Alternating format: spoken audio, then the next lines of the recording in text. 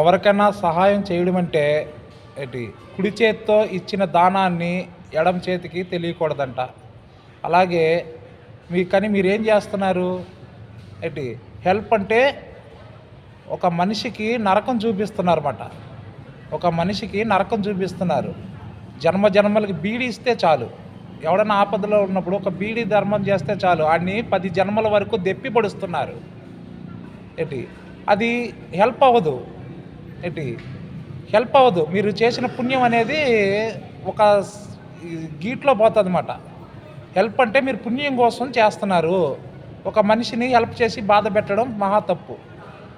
ఏంటి ఒక సహాయం చేయడం అంటే మనిషికి ఇంకా దాన్ని మర్చిపోవాలి. ఇంకా మీరు హెల్ప్ చేసి మర్చిపోవాలి. ఇంకా అది మా మనసులో పెట్టుకొని ఆ మనిషిని పదే పదే దూషించడం నీకు ఇచ్చాను నీకు ఇచ్చాను ఒక బీడీ ఇస్తే 10 జన్మల వరకు నీకు బీడీ ఇచ్చా రూపాయి ఇచ్చా ఒక రూపాయి ఇచ్చాను మేము పండగ చేసుకోండి.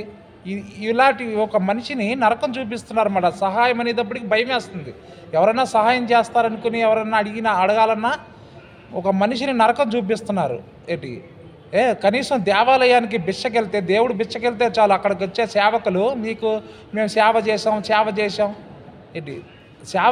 సేవ అంటే ఏంటి? గొప్ప కోసం చేసేది కాదు సేవ.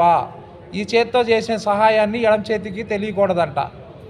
అందువల్ల మీరు ఎప్పుడైతే సహాయం చేసి ఆ మనిషికి దెప్పి పొడిచారో అక్కడతోటి మీరు చేసుకున్న పుణ్యం అనేది వెళ్ళిపోతుంది. మీరు చేసిన పుణ్యం అనేది ఒక్క సెకండ్లో వెళ్ళిపోతుంది అన్నమాట.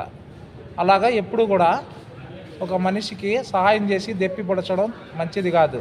అలాగే ఈ కుడి చేత్తో చేసిన సహాయాన్ని ఎడమ చేతికి తెలియకూడదు. అది ఎవరికైనా సాయం చేస్తే ఇంకా మర్చిపోండి. ఇంకా మరీ దెప్పిపరచకండి. మీరు చేసుకున్న పుణ్యం, సహాయం చేసిన పుణ్యం అంతా కూడా బూడిద పాలైపోయి పన్నీర్ అయిపోతుంది.